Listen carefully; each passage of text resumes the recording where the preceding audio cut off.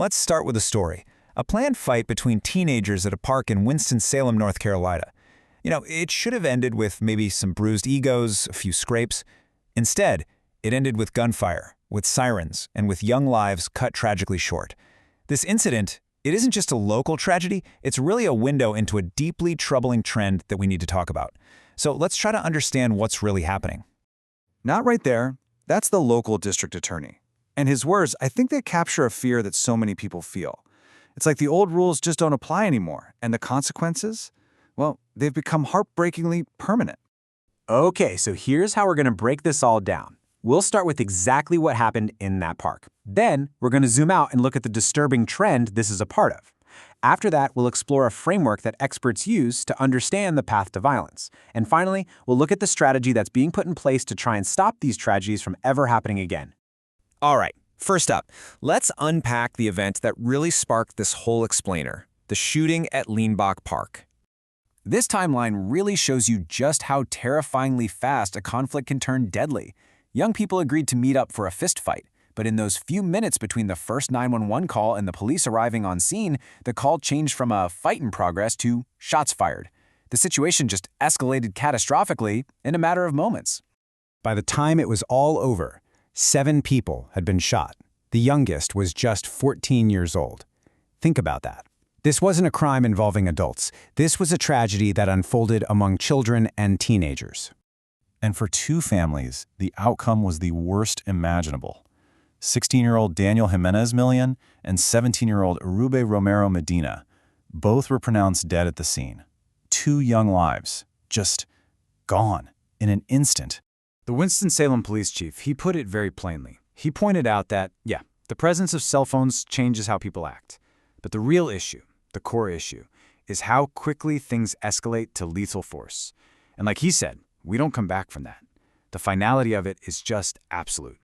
Now, as shocking as the Leanbach Park shooting was, it's sadly not some isolated event. Not at all. It's actually part of a much larger and, frankly, growing problem. The data here tells a really sobering story. This is a question from a local resident who lived right across the street from the park. She heard the gunshots, and her question just echoes the frustration and, honestly, the fear that's being felt in communities all across the state. And you know what? That fear is validated by cold, hard data. Just look at this chart. It shows reports of suspected gang activity in North Carolina. While adult cases have kind of stayed flat, look at the juvenile cases.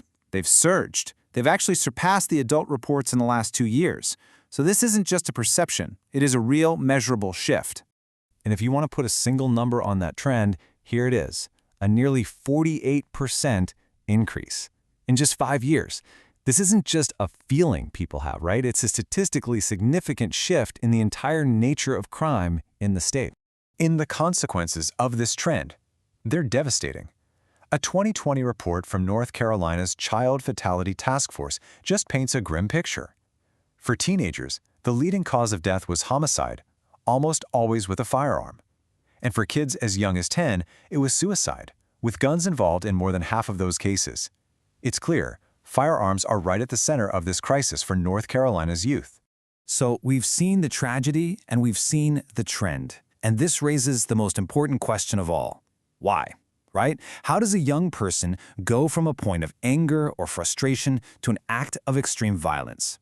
Well, prevention experts actually use a specific framework to try and understand that journey. First, it's really important we define the type of violence we're talking about here, because it isn't random. It's what's called targeted violence, and that means it's planned. It begins with a specific grievance, a reason, whether it's real or just perceived, that drives a person toward a specific target. This diagram here, this is what illustrates that process. It's called the pathway to violence. And the key insight here is that these acts are not a sudden snap. They're the final step on what is essentially a staircase of escalating thoughts and behaviors, starting with a grievance and moving step by step toward an attack. So let's just walk through these steps together. It all begins with a grievance. That then leads to violent ideation, which is this critical moment when a person decides that violence is an acceptable solution. From there, thoughts turn to action, research and planning, then pre-attack preparation. That's when things like getting a weapon happen. The final stages are probing and breaches, kind of like doing surveillance or dry runs, before you get to the final violent act. But here is the most crucial point of all. This pathway, it's not inevitable. See, every single step along this path is a chance, an opportunity for someone, a friend, a parent, a teacher, a law enforcement officer, to step in, to intervene, and to steer that person toward help, not harm. So this idea that violence is a process that has off-ramps, that is the very foundation for North Carolina's statewide prevention strategy. So let's take a look at how they're trying to get ahead of these tragedies. Okay, the core of the state strategy is called BTAM. It stands for Behavioral Threat Assessment and Management. You can think of it as a proactive system. So instead of just reacting after violence happens, the goal is to identify those warning signs, those steps on the pathway we just talked about, and to intervene with support, not punishment, to manage the threat before it ever escalates. And this isn't just a theory. It's actually being put into practice. North Carolina has created a specialized behavioral threat assessment unit, they call it BETA, that pairs law enforcement with mental health professionals.